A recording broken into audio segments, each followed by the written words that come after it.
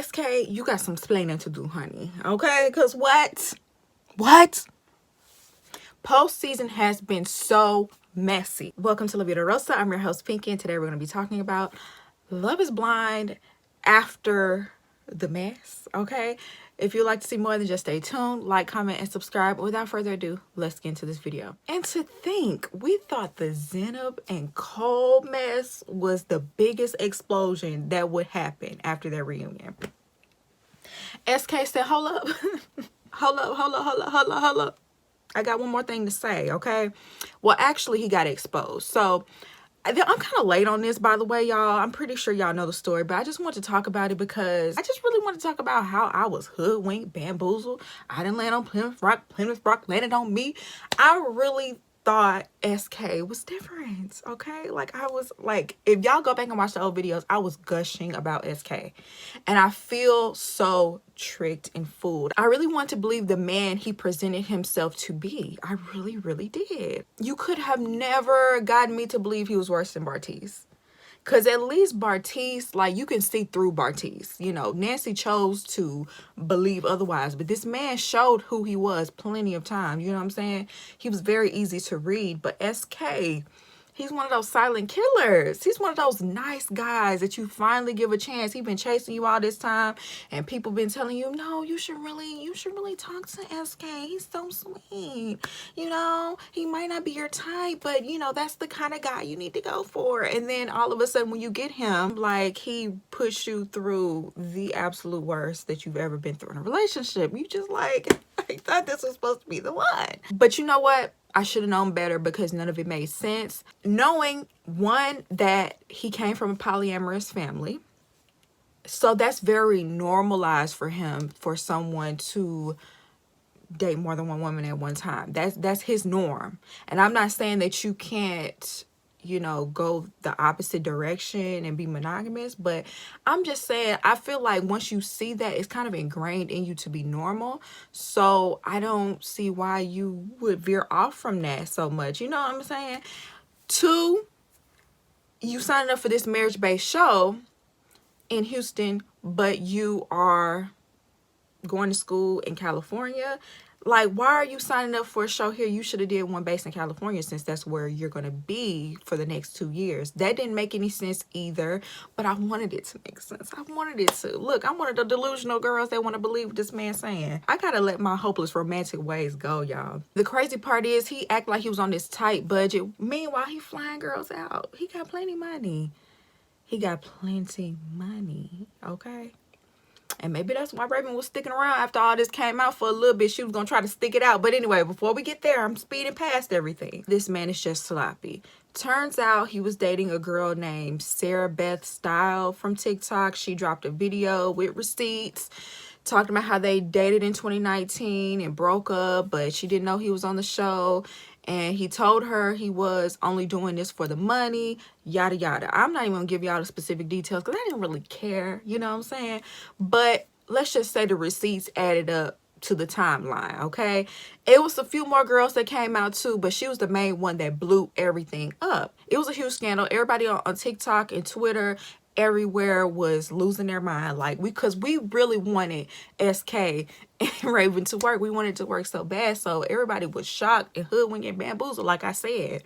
And so we just could not believe what we were seeing. You know, once the women started coming out and he was being exposed, Raven's friend, one of Raven's friends that was featured on the show with her, that were like interrogating SK when they first met him, basically got on TikTok to say, I told you so. Like, she was on there talking about, I mean, I don't know. She was just way too hyped to make videos about the situation. Like, it just seemed like she was doing it for clout, talking about she was trying to clear her name, but it ended up making you look worse, because why are you speaking on your friend's failed relationship? And you said that y'all ain't talked pretty much since the show. So that didn't make sense. That was super messy.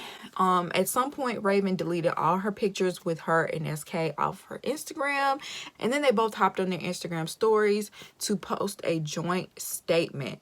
They said, we are saddened to announce that we have decided to go our separate ways due to ongoing legal proceedings surrounding these allegations. We cannot provide additional details and ask that you please respect our privacy during this hard time. Thank you for following our love story and believing in us. This journey has forever shaped our lives, and we are so grateful for everyone who has been a part of it. Your love and support means everything. You know, your standard, you know, give us our privacy at this time. No, you just mad because you got exposed. And, you know, Raven posted that in solidarity. What's even crazier though is after they posted that statement, a picture popped up of Raven and SK. They were in Target or somewhere shopping together. I was like, girl, after all that, still. We know that SK was less than honest about his, you know, status, and, you know, he was dating these other women. He was a player, whatever. We know that. Do y'all think that Raven was in on it? Do y'all think that she was in on it from the beginning and ended up catching feelings? Or do you think that she found out about the other women, was like, well, we could still put on this front, and as long as you supply my lifestyle, I'll agree to, you know, be a beard or be a front for your, you know, wholesome, your wholesome fake personality? A part of me feels like she was in on it, but then a part of me feels like maybe she really did get heartbroken by some of the things she posts. I don't know. I can't read Raven. I haven't been able to read Raven since day one on the show. I don't know.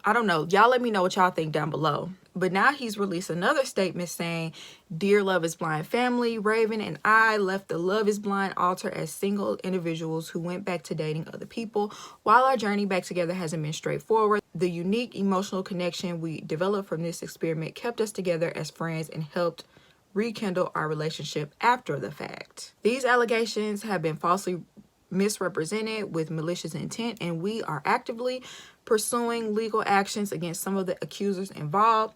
I am deeply sorry for the pain this has caused Raven, my family, and everyone involved. Raven and I will continue to support each other and wish nothing but love." A lot of people feel like this is a scare tactic, or he's just trying to get people to stop talking about it. The Sarah girl that exposed him in the beginning, she did take down all those videos, because I tried to go to her videos to, you know, so I could put them in this video, and I couldn't find them. So possibly, maybe he is taking legal action. Like, how you gonna do that when she had receipts? Even though it's all alleged, I personally believe it. I do kind of feel bad for his mom too, because his mom was fully invested. Like, not only did you do this to Raven, but I feel like, did you tell your family? You didn't even tell your family this was fake, because your mama was clearly all in, and she was so hurt when it didn't work out. So I do feel for his family as well.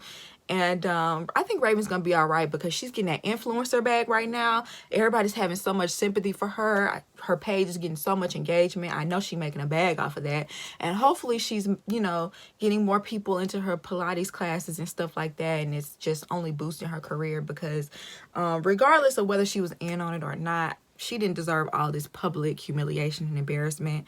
I mean, I know that sucks to go through in front of everybody. So now that I've talked about that, the other thing I wanted to talk about was a video that Iyanna from Love is Blind season 2, who is married to Jared, in case y'all don't know, they recently announced that they were divorcing. And so she posted a very emotional video on her TikTok discussing her feelings about the divorce and how the relationship did not work.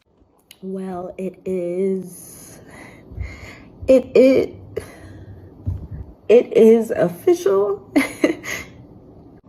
Divorce really is like a grief, and as much as people laugh at how long we were married, I think my expectations made it real, my hope made it real, my effort made it real, my tears made it real. So I'm crying for that girl that I was at the beginning of this marriage, when I was so hopeful.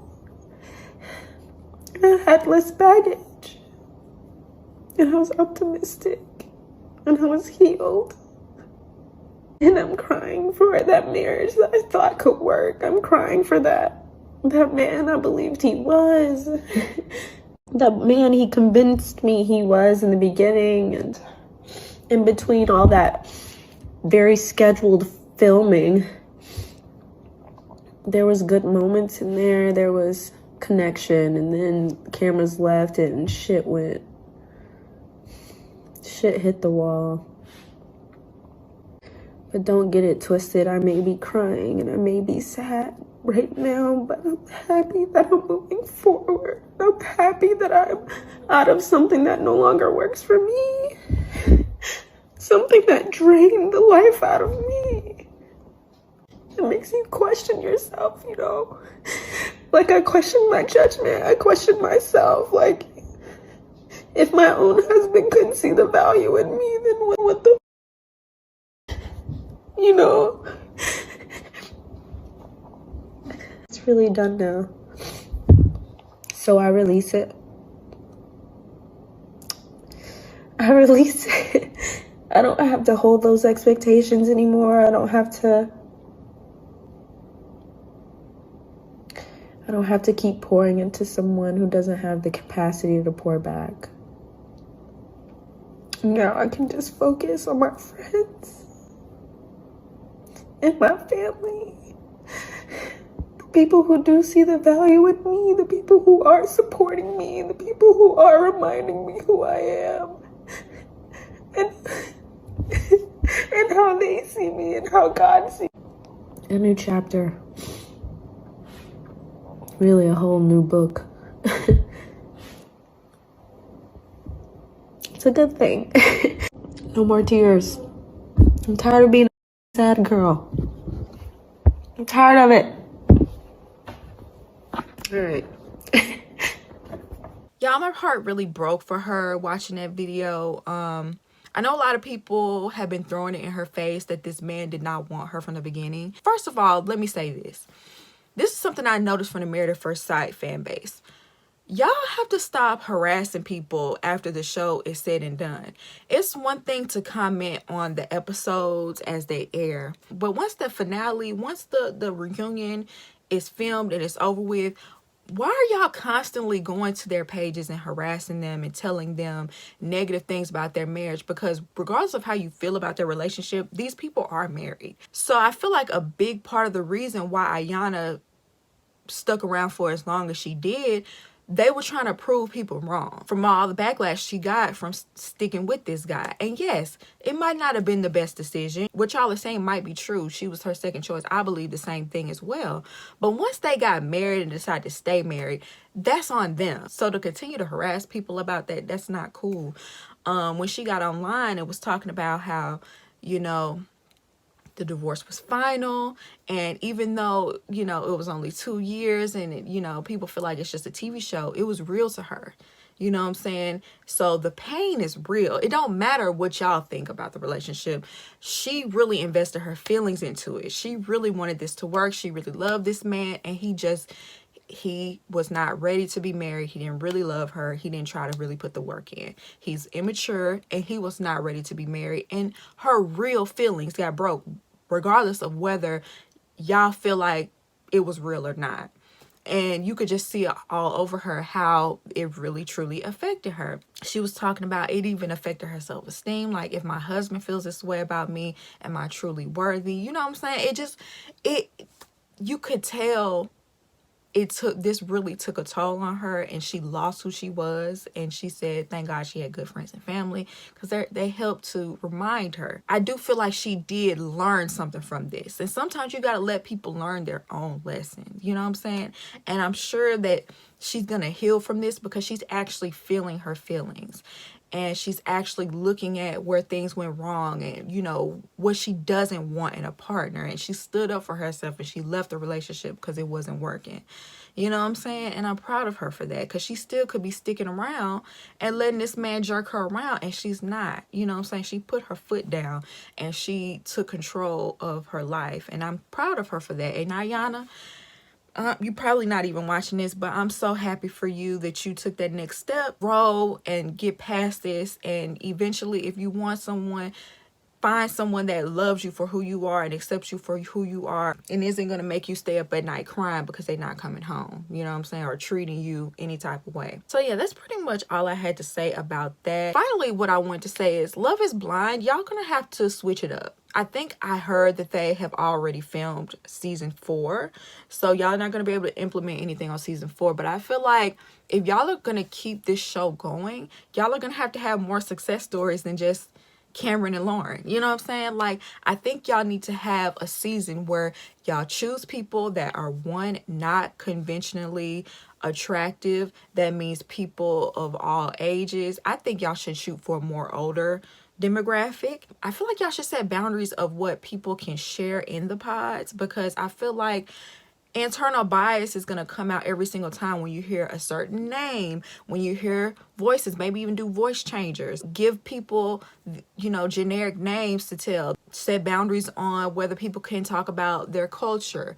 You know, set boundaries on people who are revealing how they look. They might as well be looking at the person if you're gonna tell them, yeah, I'm, you know, this height and this race. You know what I'm saying? I feel like y'all need to set boundaries on things like that, because how is love truly blind if you're still being superficial? I think y'all should include more people of different races, different sizes, ages. Like, y'all need to really switch it up, because these people are being superficial. They just want to be on TV. A lot of these people are actors and just put it on a front. The best TV and the best like drama is the authentic stuff. That's why people loved The Real World back in the day, because it was like authentic. And so I think y'all need to get back to that, and y'all could really have a hit on y'all hands. I think y'all be surprised by how many people would enjoy that more than a aesthetically pleasing looking show. But anyway, y'all, that's just my rant on Love is Blind. Y'all let me know what y'all feel about what I talked about down below. Do you agree with me? Do you not agree with me? I would love to hear your opinion. And I hope you enjoyed this video, and I'll see you in my next one. Peace.